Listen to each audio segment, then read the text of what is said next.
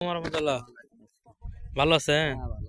Uncle? আপনার সোনালী ফসল দেখে তো আমি মানে উৎফুল্ল।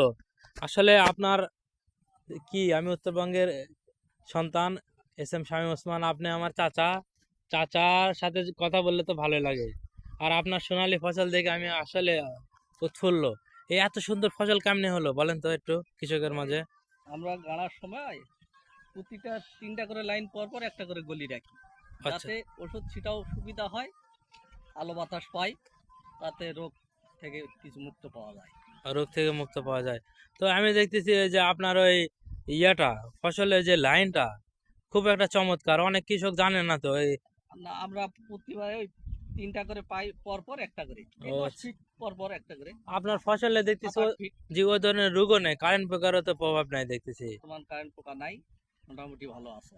তাহলে এভাবে যদি চাষ করা যায় তাহলে কারেন্ট পোকা থাকবে না তো, না? হ্যাঁ, এইরকম করলে ওষুধ ছিটার জন্য সুবিধা, আলো বাতাস পাবে, তাতে বাহ, ফসল ভালো থাকে। আলহামদুলিল্লাহ। আপনার কথায় যে সকল উদ্যোক্তারা আছে এই ধরনের হ্যাঁ, ফসল এইভাবে এক করলেই রোগ থেকে অনেক মুক্ত মুক্ত থাকা পাওয়া যায়। যায়, ফসল ভালো কিছু পাওয়া যায়। তাহলে আশা করা যায় ইনশাল্লাহ এবারে ভালো ফলন হবে। আশা করতেছি আলহামদুলিল্লাহ, মোটামুটি আবহাওয়া অনুকূলে আছে।